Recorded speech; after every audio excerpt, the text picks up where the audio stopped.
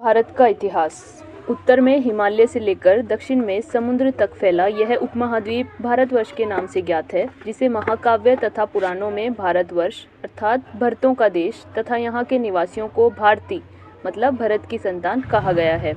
भरत एक प्राचीन कबीले का नाम था। प्राचीन भारतीय अपने देश को जम्बूद्वीप अर्थात जामुन वृक्षों का द्वीप कहते थे। प्राचीन ईरानी इसे सिंधु नदी के नाम से जोड़ते थे, जिसे वे सिंधु न कहकर हिंदू कहते थे। यही नाम फिर पूरे पश्चिम में फैल गया और पूरे देश को इसी एक नदी के नाम से जाना जाने लगा। यूनानी इसे इंदे और अरब इसे हिंद कहते थे। मध्यकाल में इस देश को हिंदुस्तान कहा जाने लगा। यह शब्द भी फारसी शब्द हिंदू से बना है। यूनानी भाषा के इंदे के आधार पर अंग्रेज इसे इंडिया कहने लगे। विंध्य की पर्वत श्रृंखला देश को उत्तर और दक्षिण दो भागों में बांटती है। उत्तर में इंडो यूरोपीय परिवार की भाषाएं बोलने वालों का और दक्षिण में द्रविड़ परिवार की भाषाएं बोलने वालों का बहुमत है। इम्पोर्टेंट नोट: भारत की जनसंख्या का निर्माण जिन प्रमुख नस्लों के लोगों के मिश्रण से हुआ है वे इस प्रकार हैं: proto Australoid, polio Mediterranean, काकेशाइड, Negroid और मंगोलाइड। भारतीय इतिहास को अध्ययन की सुविधा की दृष्टि से 3 भागों में बांटा गया है: प्राचीन भारत, मध्यकालीन भारत और आधुनिक भारत। सबसे पहले इतिहास को 3 भागों में बांटने का श्रेय जर्मन इतिहासकार क्रिस्टोफ सेलियरस को है। प्राचीन भारत। इतिहास के स्रोत। प्राचीन भारतीय इतिहास के विषय में जानकारी प्रमुख 4 स्रोतों से प्राप्त होती है। नंबर 1 धर्म ग्रंथ, नंबर 2 ऐतिहासिक ग्रंथ, नंबर 3 विदेशियों का विवरण और नंबर 4 पुरातत्व संबंधी साक्ष्य। धर्म ग्रंथ और ऐतिहासिक ग्रंथ से मिलने वाली महत्वपूर्ण जानकारी: भारत का सर्वप्राचीन धर्म ग्रंथ वेद है, जिसके संकलनकर्ता महर्षि कृष्ण द्वैपायन वेदव्यास को माना जाता है। वेद 4 हैं: ऋग्वेद, यजुर्वेद, सामवेद एवं अथर्ववेद। इन 4 वेदों को संहिता कहा जाता है।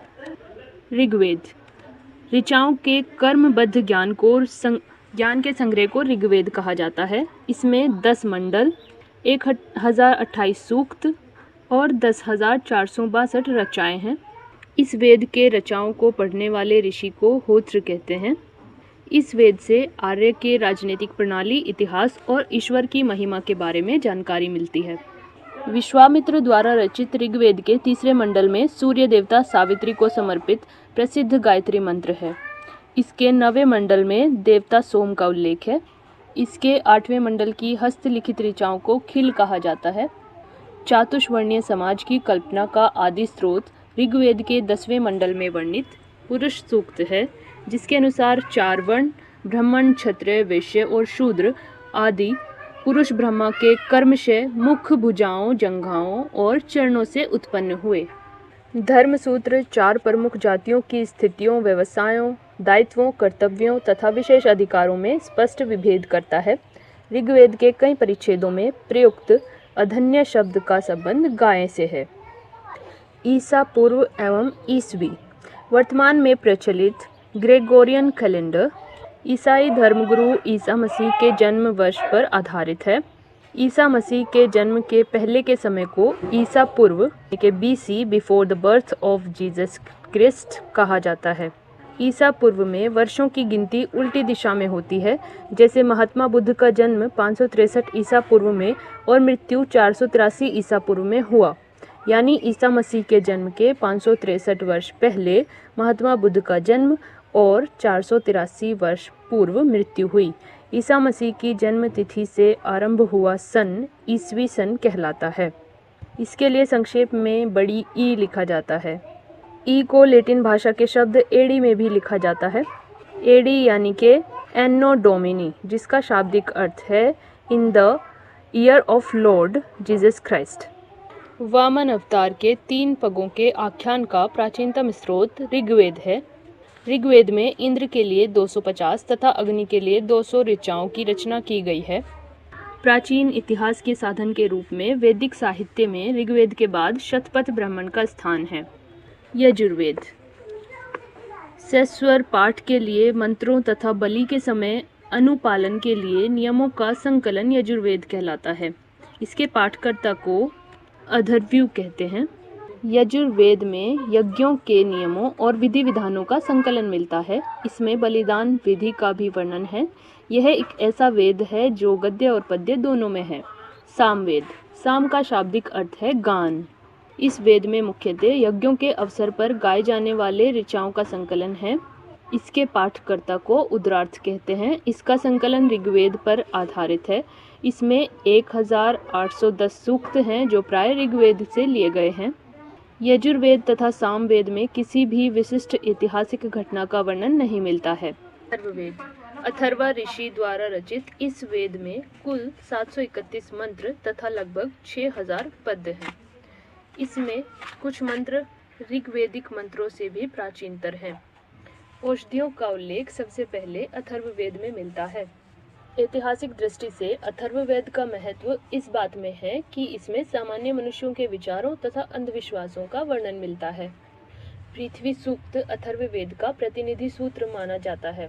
इसमें मानव जीवन के सभी पक्षों, गृह निर्माण, कृषि की उन्नति, व्यापारिक मार्गों का गाहन यानी कि खोज, रोग निवारण, समन्वय, विवाह तथा प्रणय गीतों, राजभक्ति, राजा का चुनाव, बहुत से वनस्पतियों और औषधियों, शाप, वशीकरण, प्रायश्चित, मातृभूमि महात्म्य आदि का विवरण मिलता है।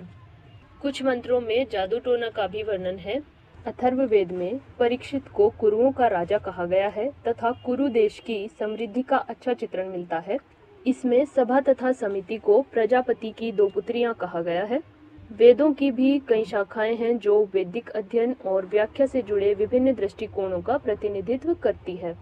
शाकल शाखा ऋग्वेद से जुड़ी एकमात्र जीवित शाखा है। यजुर्वेद को शुक्ल यजुर्वेद और कृष्ण यजुर्वेद 2 शाखाओं में बांटा गया है। सबसे प्राचीन वेद ऋग्वेद और सबसे बाद का वेद अथर्ववेद है। ब्राह्मण, आरण्यक तथा उपनिषद। ब्राह्मण, आरण्यक तथा उपनिषद। संहिता के पश्चात ब्राह्मणों, आरण्यकों तथा उपनिषदों का स्थान है। इनसे उत्तर वैदिक कालीन समाज और संस्कृति के विषय में जानकारी प्राप्त होती है। ब्राह्मण ग्रंथ वैदिक संहिताओं की व्याख्या करने के लिए गद्य में लिखे गए हैं। प्रत्येक संहिता के लिए अलग अलग ब्राह्मण ग्रंथ हैं, जिसे सारणी में दिया गया है। इन ब्राह्मण ग्रंथों से हमें परीक्षित के बाद और बिंबिसार के पूर्व की घटनाओं का ज्ञान प्राप्त होता है। ऐत्रेय में राज्याभिषेक के नियम और कुछ प्राचीन राजाओं के नाम दिए गए हैं। शतपथ में गंधार, शल्य, केकय, कुरु, पंचाल, कोसल, विदेह आदि राजाओं का उल्लेख मिलता है। वैदिक साहित्य में ऋग्वेद के बाद शतपथ ब्राह्मण का स्थान है। आरण्यक में यज्ञ से जुड़े कर्म कांडों की दार्शनिक और प्रतीकात्मक अभिव्यक्ति है। उपनिषदों की संख्या 108 है, जिनमें 13 को मूलभूत उपनिषदों की श्रेणी में रखा गया है। इसमें यज्ञ से जुड़े दार्शनिक विचार, शरीर, ब्रह्मांड, आत्मा तथा ब्रह्म की व्याख्या की गई है।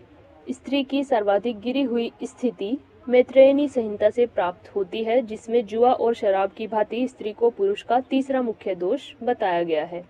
शतपथ ब्राह्मण में स्त्री को पुरुष की अर्धांगिनी कहा गया है। जाबालोपनिषद में चारों आश्रमों का उल्लेख मिलता है। स्मृति ग्रंथों में सबसे प्राचीन और प्रमाणिक मनुस्मृति मानी जाती है। यह शुंग काल का मानक ग्रंथ है। नारद स्मृति गुप्त युग के विषय में जानकारी प्रदान करता है। वेदांग एवं सूत्र। वेदों को भलीभांति समझने के लिए 6 वेदांगों की रचना हुई।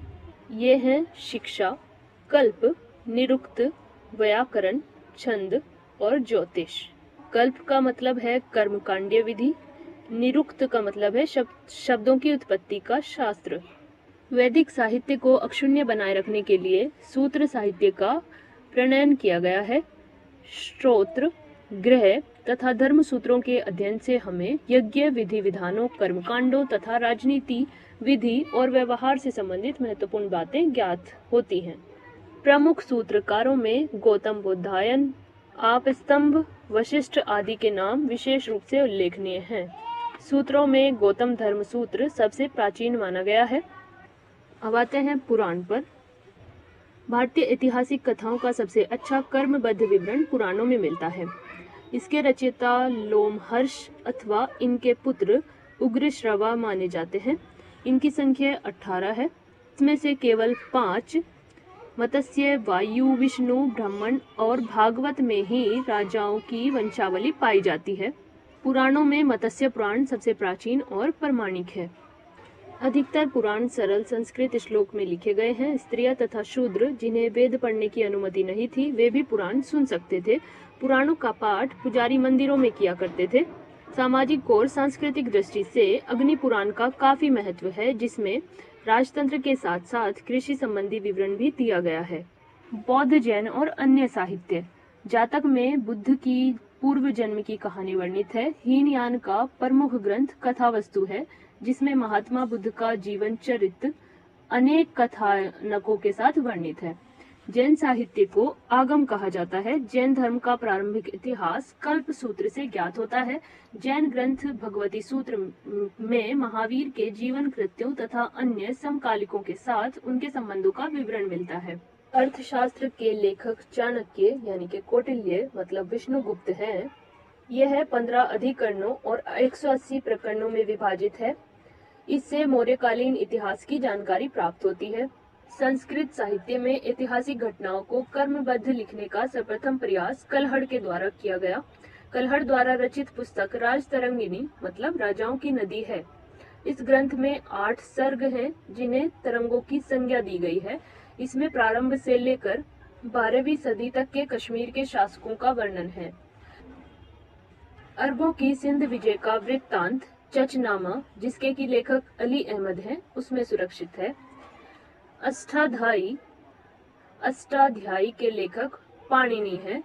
इससे मौर्य के पहले का इतिहास तथा मौर्य युगीन राजनीतिक व्यवस्था की जानकारी प्राप्त होती है। अष्टाध्यायी में पहली बार लिपि शब्द का प्रयोग हुआ है। कात्यायन की गार्गी संहिता एक ज्योतिष ग्रंथ है, फिर भी इसमें भारत पर होने वाले यवन आक्रमण का उल्लेख मिलता है। पंतजलि पुष्यमित्र शुंग के पुरोहित थे। इनके महाभाष्य से शुंगों के इतिहास का पता चलता है। इससे आगे का नेक्स्ट वीडियो में कंटिन्यू करते हैं। धन्यवाद।